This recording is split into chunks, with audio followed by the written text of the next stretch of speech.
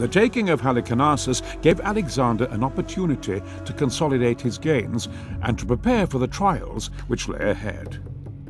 Parmenion was sent with a strong contingent of cavalry to patrol the coast and harry the Persian navy whenever they came ashore.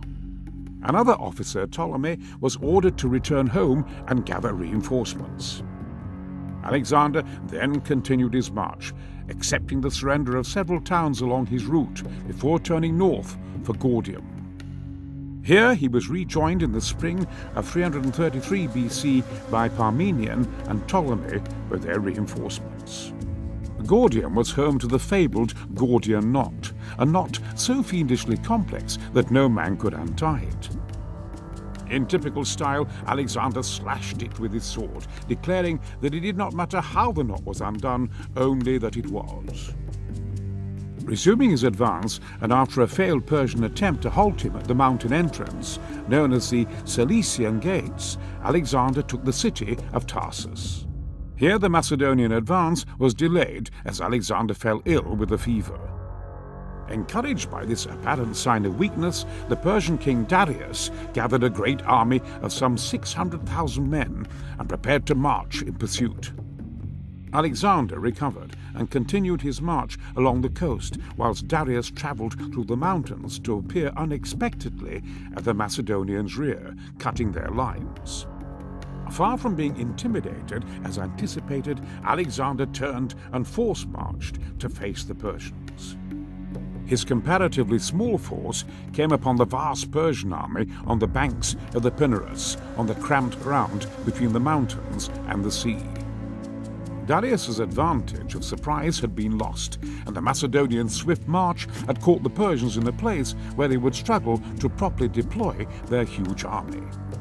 Even so, the mismatch in numbers made the prospect of defeat for the Macedonian king almost certain. Welcome back, everybody. This is Porkness. Starting at the setup screen this time because I wanted to show you the Persian army is actually pretty fiercely upgraded, in addition to outnumbering us 3-1. I hope this explains why it's been so long since posting the last update. This scenario is actually really hard.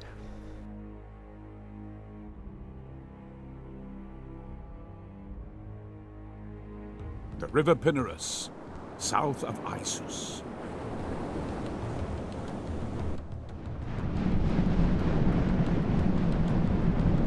With the Persians in his rear, Alexander faces a seemingly impossible task. The Persian king Darius has taken the field, having lost so many of his generals in the Granicus defeat. He leads a huge army, drawn from all over his vast kingdom that greatly outnumbers the invaders. Amongst them are the Immortals, infantry armed with both spear and bow.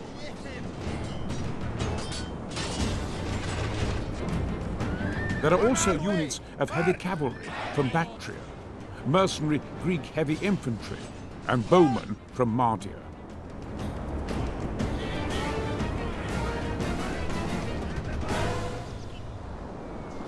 Crossing the shallow waters of the Pinarus in the face of the Persian army seems an impossibility.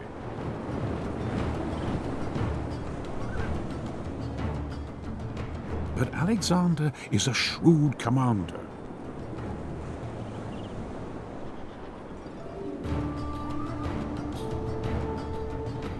The Persians will find it hard to outflank his small force on this narrow battlefield.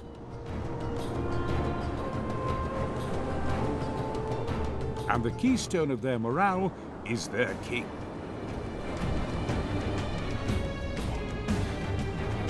The opportunity to break Darius and his vast army is too tempting for a man of Alexander's heroic temperament.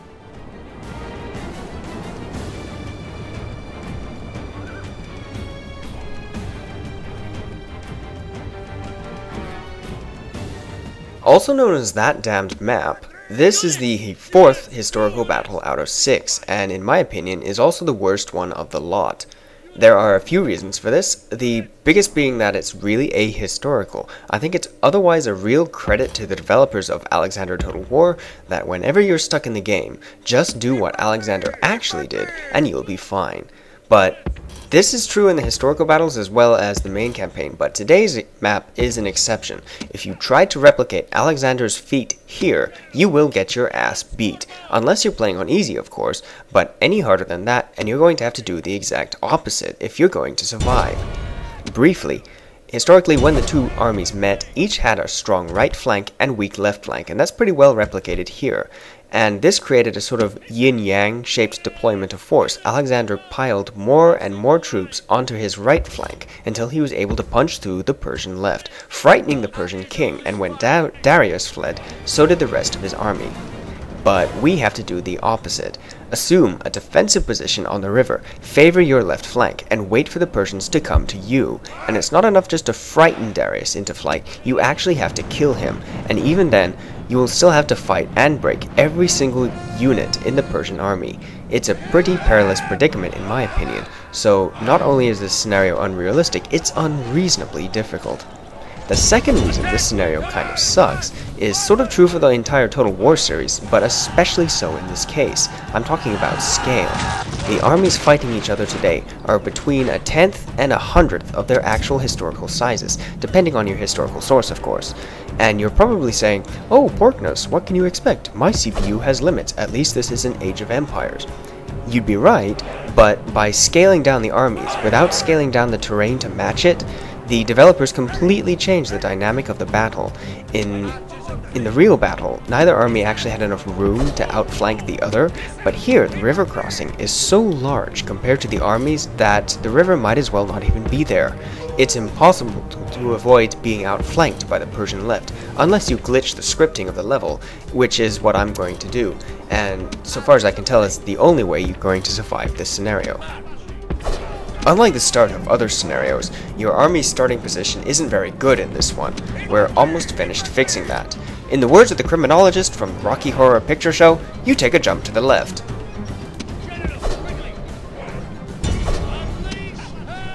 Now we're ready to make our move. Apart from some skirmishing at the very beginning, the Persian army hasn't actually done anything except for maybe shoot at us, and is scripted to stay rooted in place and not react to your movements until you spooked Darius. You'll need Alexander and one other unit of cavalry in order to punch through the weak Persian left. While the second unit is making a mess of the Persian flank, order Alexander to make a beeline for Darius's chariots. Here comes the reaction. A ferocious cavalry charge, and if you haven't prepared for it, they will smash your army into pieces. Here's what I mean when I said glitch the scripting earlier on, because if you're prepared for the charge, the AI won't really know what to do. On one hand, the level is telling the cavalry to advance and attack. On the other hand, the AI written specifically for this game pretty much forbids a direct charge into the front of a phalanx. The AI gets confused, spends a few minutes hesitating while waist high in water, and then slowly wanders into your spear tips. Cheap? Yes, I know, but it's the only way you're going to get around the enormous fuck you the developers threw at you because these enemy cavalry are serious bad news bears. The enemy general is dead! His men know their doom approaches! Speaking of bad news, Darius is dead. Well, that's bad news for the Persians, of course. Good news for you, but only if he is killed. If you manage to only chase him off the map and he still survives the battle, then that's not very good luck. You should probably restart, because when the entire Persian army attacks you, you're going to need to break them as quickly as possible, and nothing helps that better than cutting down their king in front of their very eyes.